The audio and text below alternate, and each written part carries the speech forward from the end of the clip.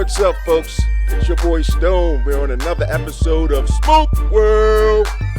And I actually have the pleasure of sitting down with my main man, Sean Williams from Cohiba Cigars, the face of Cohiba. Brother Sean, how are you, sir? How are you holding up in this environment? I can't complain, Stone. How you doing, buddy? Oh, man, we're hanging in here, brother. This is some unprecedented times, but we're hanging in there. We're blessed. We're here. No doubt. So we're not going to complain too much. You know what I mean? We're going to thank the good Lord that we're still on this side to, see another day, brother. No doubt. No doubt. So I want to really just kind of get people familiar because, again, not everybody's a cigar smoker who listens to the show. There are people who listen for current events and community affairs. I want to kind of get an idea and just give them a little brief idea on who Sean Williams is. How did you get to where you're at? Because a lot of people see the glory but don't know the story, meaning that, hey, this guy's out there, but how did you get there? There's a backstory to this. Can you share that with us a little bit? Yeah, and I'll give you the clip notes. I'm hoping I'm not that much of an unknown quantity at this point. I've been doing this for a while.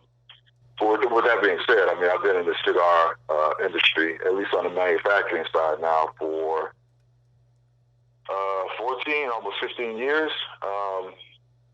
Based in Atlanta, and I was a heavy cigar enthusiast, like I assume you are, and many of your listeners are. And that led me to start a cigar social group, so to speak, in Atlanta back in the mid-2000s called the Atlanta Cigar Society. And myself, along with a buddy of mine. And with that, we would just do different events. Just really, it was about networking. Cigars were sort of the glue or the theme, but it was more of a kind of a business social networking thing that sort of centered around cigars since I love cigars. And my buddy, he was kind of into it at the time, but it was just kind of more of a thing to sort of network and get around people who might share the same interests, man. And over time, though, our events became a little bit more popular, started to get a little bit more of a following at the events, and that was kind of the impetus behind me thinking about doing my own cigar brand. By that time, I had a few connections in the business as it relates to other manufacturers and things of that nature. Through those connections, I was able to get down to the Placentia Family Factory. That was January of 2006 to work on the very first blends for what will become my cigar line, which I had a totally different concept for it going to Nicaragua, totally different appreciation for what it could be. It really was just something kind of centered around, at least in my mind, that was going to be centered around my events in the Atlanta area and so forth. And lo and behold, it turns into a national cigar brand, bigger concentrations in certain regions of the country, but for the most part, coast to coast, the brand was available.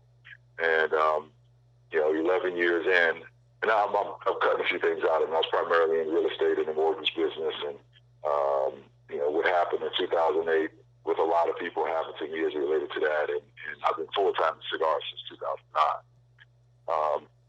So 10, 11 years in, the good people from General Cigar, who owns the Cohiba Cigar brand, reached out to me to see if I'd be interested in being this guy that gets to be on the podcast and talk to you.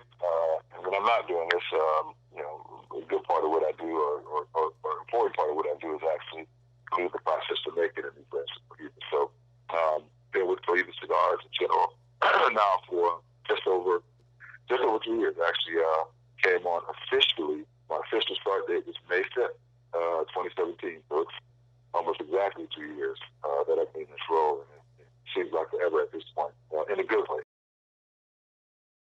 Well, you're doing the damn thing, brother. You're definitely doing the damn thing. We're proud of you.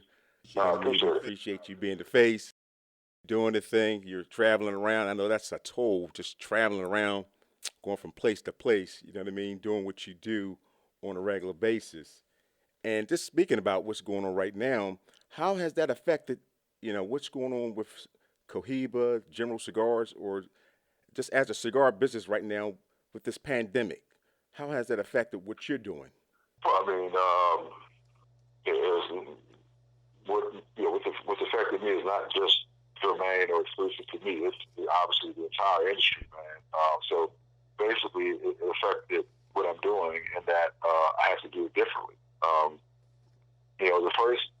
The first 2 months of the year is pretty much spent in the lab.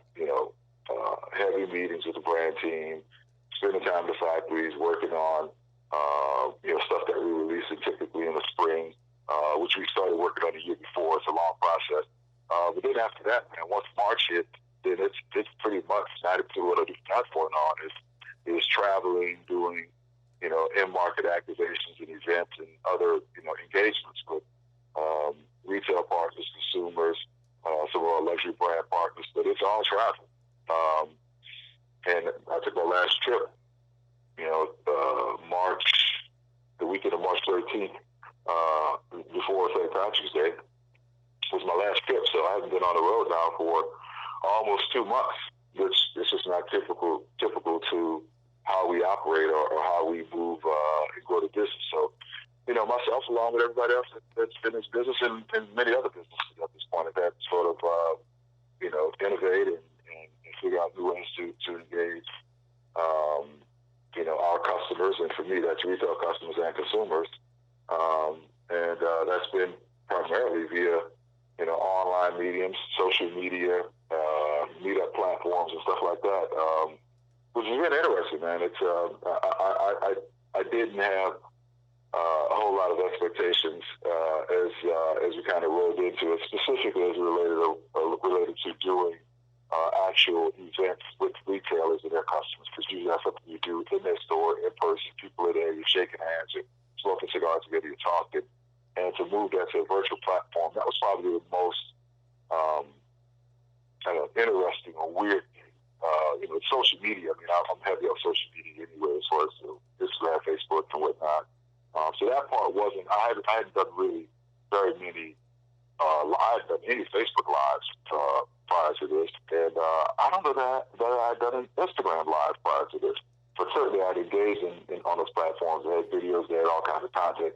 So that wasn't foreign terrain. But to take what would typically be an in-store promotion event and move it to Zoom, that was the most interesting and strange sort of thing to get used to. But now it's certainly not normal. But I kind of get it now. I understand it, know what to expect to some degree. And I'm more comfortable with engaging with people in that way. And what it comes down to is when you do these with the different cigar shops, typically the cigar shops will have their customers on there, which are guys and girls that would have normally congregated in or around the cigar shop or in or around the cigar shop event. Well, a lot of times they haven't seen each other either. So when you put these platforms together, they all engage. You've been on them. People engage. Yes, sir.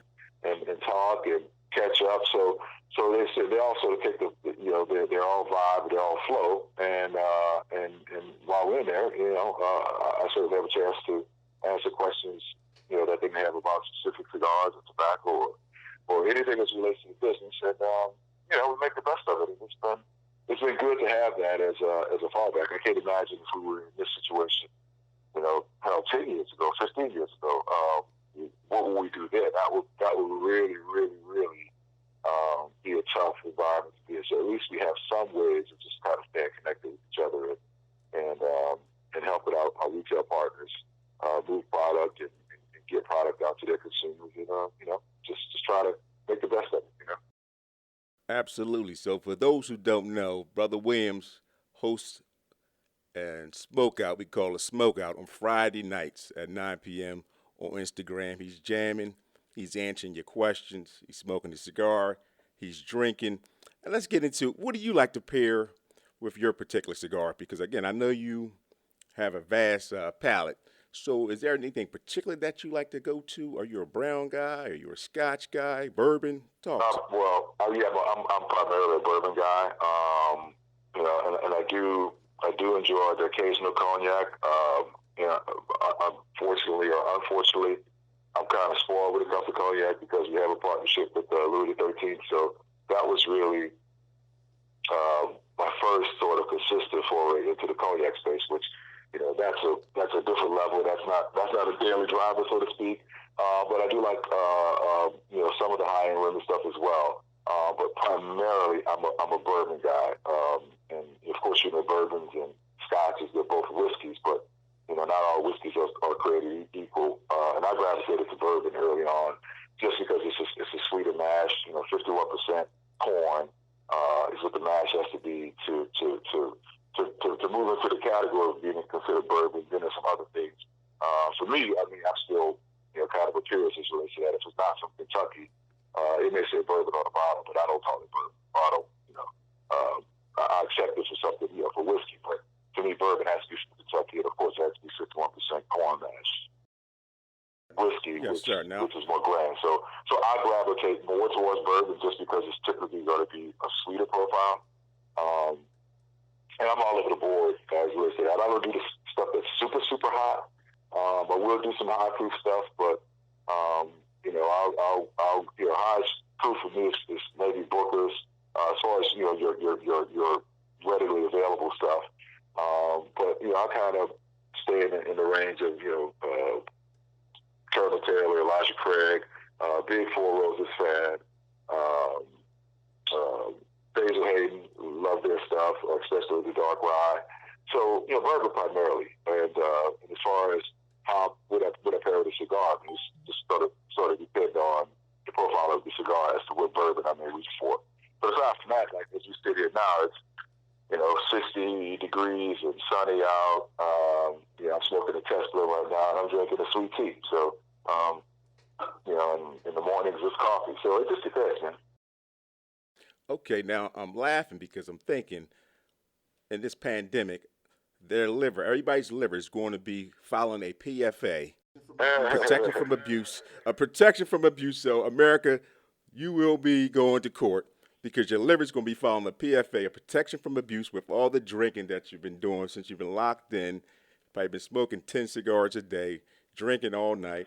So that's one of those type of scenarios that's going to jump off. Let me ask you a question about smoking. Now, does your mood or environment dictate what you smoke? It's a good question. If putting it that way, I haven't really thought about it that way, but I would imagine so. Yeah, because the environment I would think would sort of impact my mood. So I mean, like yesterday it was cold and it was damp outside. So just instinctively I wanted a heavier cigar. But yeah, I hadn't really thought about it that way. And but yeah, I could see that because I certainly respond to the environment, weather, things of that nature, food that I'm eating. And so I guess all that sort of intuitively affects my mood. So I guess in a roundabout way, yeah, I hadn't really thought about it though. Okay, that's what's up. Now, how about a favorite place to smoke? Do you have a favorite lounge that you like to frequent, or you like to smoke at home? But you're on the road so much, so Yeah, man. I guess it's kind of My favorite cigar when I'm on the road is the cigar that I have. And I love doing events. I love meeting. I love that. Don't get me wrong. But I rarely get to enjoy a cigar in that environment. So my favorite cigar when I'm on the road is the one I'm smoking back at the hotel. So that's why I could stay in almost any hotel that I want. I typically stay at Marriott Courtyards because, for the most part, there's a courtyard that I can sit out and enjoy a cigar. Or I try to find some place that has some area where I could sort of be safe from the weather to a degree and enjoy a cigar. So it's usually the last one at night. Once I've done dinner and events and whatever, and I get to just kind of sit down and decompress. So that's usually my favorite one. Then at home, I mean, I have a couple of areas here at my house, that I smoke. So it's whatever here.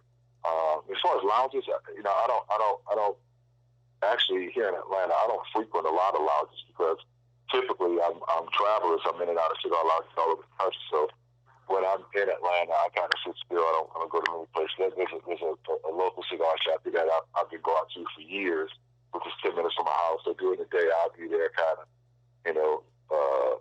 low key in a hoodie or whatever, just kind of sitting out to myself because, it's not necessarily to myself staying away, but the guys there know me it's your time. It's your time. Yeah. So we just talking shit about sports, about whatever, and rarely talk about cigar blends and stuff like that. So that's where I'd be at. Like, if I'm in town, during the week, I may be there a few hours during the day, and I'll just do my calls, do emails from there, and like I said, it's got to be off the grid. But other than that, man, I don't go to. There's a gazillion cigar bars here, and I can probably count on one hand the number of times in a year that I go to a nighttime spot as far as a cigar bar in Atlanta, because I travel so much.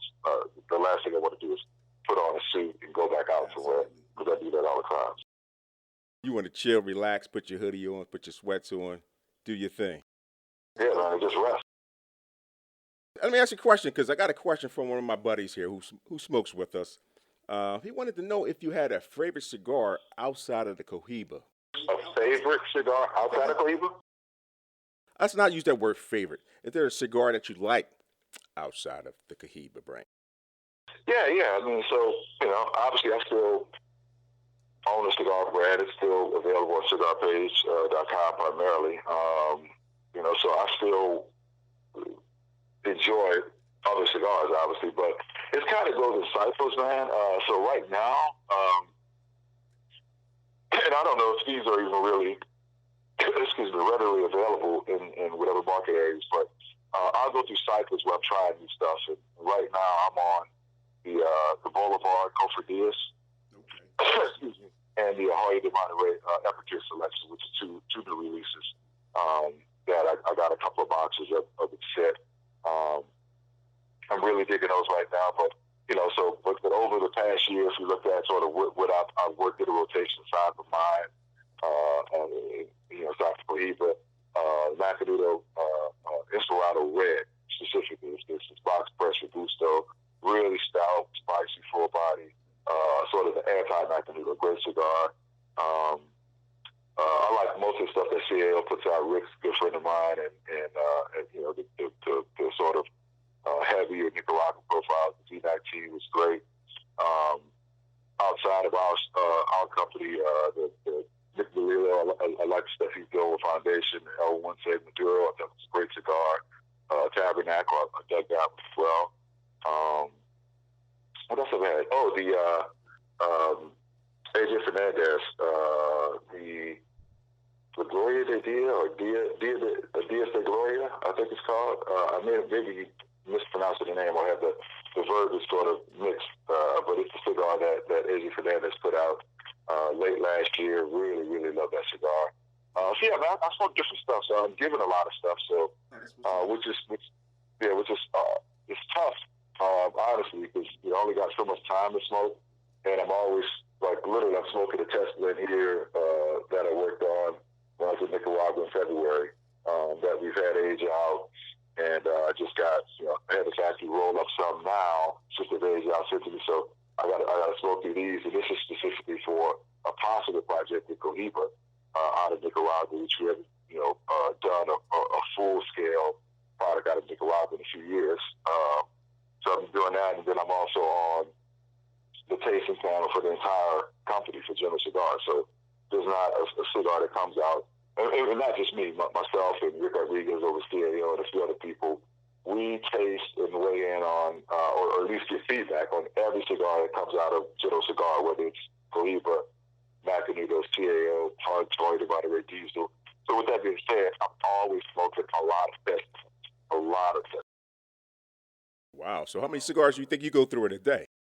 I mean, that's just it, right? I mean, in theory, I could smoke, 10 cigars a day if I wanted to do that, but I try not to do that, right? So, I'll smoke. Yesterday was kind of a heavy day because, I had the IG, the Cleveland nightcap. I did that last night, and then ended up on Zoom with a couple of buddies and smoked two more cigars. I probably had 5 cigars yesterday. That was heavy. Typical day, 2 to 3, Yeah, and some days gets heavier than others, but yeah, I try to keep it reasonable. But with that being said, a lot of times, I'm smoking cigars that you guys will never see. At least you never see me post or never see me whatever, because it's not something that's even in market.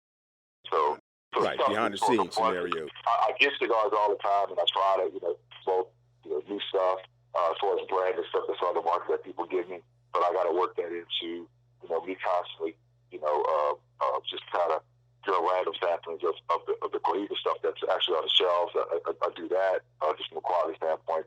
And then I'm also, like I said, smoking a lot of Teslas too. So, you only got so much time, man, and so much lung capacity. So Yes, I do my best. Definitely, definitely. Now I'm gonna switch gears just a little bit because you post a lot of pics, brother. I gotta ask this question. You rock some hot watches. Where are you getting these watches from? Well, thank you. That's actually I own my own watch brand. So the watches you see is actually my brand of watches. Oh, you holding out? Talk to us. Talk to us. The people want to know because them watches are hot. If you haven't seen the watches, people, check them watches out. You got some hot watches. Tell us about that, brother. So I have my own watch brand. It's called Michoud in Irish, and Michoud is spelled Michoud, and Irish is spelled just like Irishman. So Michoud in Irish is actually a company or a brand formed by me and a lifelong friend of mine. He lives up in Maryland now, but we grew up together in New Orleans, met in 9th grade in high school. And he's from the area of town in New Orleans, area out in Michoud, as we call it, out near where the NASA facility is off Michoud Boulevard. So he's from the Michoud area, and I'm from the Irish Channel uptown. So it's kind of like lifelong friends. We've done a lot of business together over the years. He's actually a minority partner in my cigar brand. We've been buddies forever. So this is just kind of a thing that, he's always been in the watches. I've always been in the watches. We're always looking for new goofy challenges to get into. And, we started Michoud and Irish Watch Company back in 2014, 2015. And we've always put out a couple of releases. It's not like, if you go to the website, it's not a big portfolio. We keep it simple. One, special release at a time that we worked on. So now what's available is the Modus 1984 and the Modus 1984L, which is the leather version. And then, we have some other stuff, which it seems like we're always working on something happens. Like we were working on this new release, then the Cohiba Cigar Deal happened, which obviously was a good thing, but I tabled the watch project for, at that point, probably a year and a half. And we're working on the release now, but, we're in the midst of the international pandemic. Yeah. We gotta figure out the shelf for it. Wamp.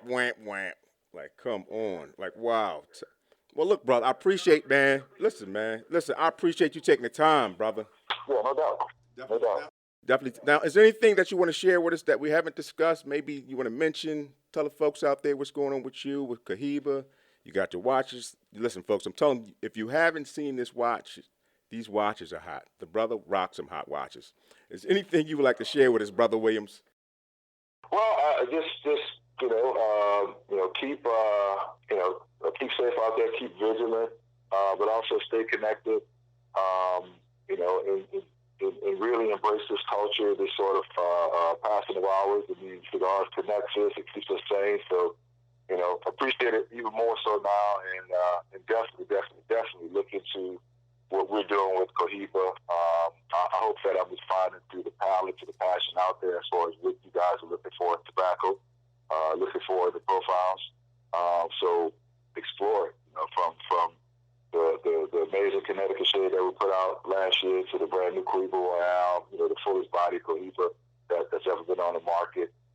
Certainly it's available up in your area, up in the Delaware, Pennsylvania area. But it's available nationwide as well. So just look out for it, and keep me honest. I like to hear suggestions. I like to hear questions, comments, criticisms, because I'm not trying to smoke all these cigars myself. Well, you ain't got to worry about that. We will take care of some of that. So, but let me know what you're looking for. We'll try to do what we can to get it to you. So I appreciate it. Brother, I thank you for sitting down with me, man. I appreciate it. You stay safe. You stay well. God bless you and your family. And we'll talk to you on the other side, brother. Peace, brother. Stay smoking. All right, take care, brother. All right. Peace. Well, folks, there's another episode of Smoke World in the books. You can follow me on social media, Instagram at SmokeWorld50. We actually have an email, smokeworld50@gmail.com. Now, if you're listening to this podcast on Anchor, there's an icon that allows you to message me to get back so we can make this interactive. You can leave me a message. I can play your message on the air so we can get things going. Let me know what's going on with you. Folks, I appreciate you. Stay safe. Keep smoking. Pour that glass of whatever you're going to drink and enjoy life. This too shall pass. Peace.